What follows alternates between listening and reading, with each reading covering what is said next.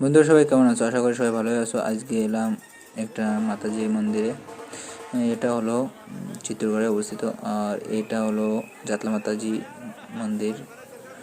আর এখানে মানুষ অনেক দূর দূর থেকে এসে থাকে, এত পরিমাণে ভিড় হয়ে থাকে আর কি বলবো। দেখতে পাচ্ছ অনেক পরিমাণে ভিড় হয়ে থাকে। এই জায়গায় বেশিরভাগ লোকজনই অসুস্থ লোকজনই এসে থাকে, যেমন কি এরা প্যারালাইসিসের সমস্যাগুলো বেশিরভাগ এসে থাকে। আর এখানে এছাড়াও অনেক দূর দূর থেকে লোকজন এসে থাকে মায়ের দর্শনের জন্যে। তাছাড়া এখানে লোকজন এই স্থানের দর্শনের জন্যও এসে থাকে। আমরাও এখানে কিন্তু মায়ের দর্শনের জন্য এসেছি। আর এখানে এসে আমরা একটু মায়ের তিলক নিলাম, নিয়ে এবার এখান থেকেও আমরা অনেক দূরে যাওয়ার চিন্তা ভাবনা আছে, আরও 2-3 জায়গায় যাব। এখান থেকে আমাদের বড় শাওরাজি আর ছোটো শাওরাজি যাওয়ার চিন্তা ভাবনা আছে। তার জন্যে আমরা এখানে একটু ঘোরাঘুরি করে বেরিয়ে পড়লাম। আশপাশে একটু ঘুরেছিলাম, তো সেগুলো আমরা তুলে ধরিনি তোমাদের সামনে। কিন্তু এখন আমরা যে জায়গাটাতে যাচ্ছি সেই জায়গাটার পুরো যে ভিডিওটা আমরা তোমাদেরকে দেখাবো। আজকে বন্ধুরা এত পরিমাণে গরম ছিল যে দূরের দিকে তাকানোই যাচ্ছিল না। তারপরেও আমরা মনের ভিতরে আনন্দ নিয়ে ঘুরছিলাম, কারণ কি আমরা চারিপাশে যে এত সুন্দর নাজারা দেখতে পাচ্ছিলাম, সেটা তো তোমরা দেখতে পাচ্ছ কত সুন্দর নাজারা। এই জায়গার পরিবেশ এত সুন্দর আর এত স্বচ্ছতা, আর কি বলবো, মনের ভিতরে আলাদা রকম আনন্দ জাগছিল। এই জায়গার মন্দিরটা একদম বৃন্দাবনের প্রেম মন্দিরের মতন।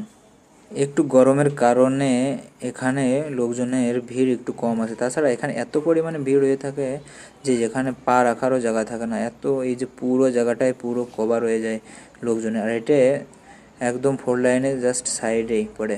সত্যি বন্ধুরা আজ অনেক গরম পড়েছে, আজ সূর্যের তাপমান বেশি। তা না হলে এই জায়গায় খালি স্থানে অনেক লোকজন হয়ে থাকে। রোদ্দুরের কারণে আর কেউ বাইরে বেশি একটা ঘুরতে পারছে না, তার জন্যে। তারপরেও অনেক দর্শনার্থী এসেছে এখানে দর্শনের জন্যে। এটি হলো বালাজি মন্দির, হনুমান মন্দির। ওই মন্দিরটার একদম সামনেই এই মন্দিরটা অবস্থিত। বন্ধুরা আমি এখন মন্দিরের একদম সামনেই দাঁড়িয়ে আছি, আর এখন আমরা ভিতরের দিকে যাব। আর ভিতরের যে পরিবেশটা তোমরা দেখতে পারছো, এখন এর ভিতরেই ঢোকার চিন্তা ভাবনা আছে আমাদের। আর এখানে যে ভিতরের যে পরিবেশটা সেটা আমি তোমাদের সামনে তুলে ধরার জন্য চেষ্টা করব।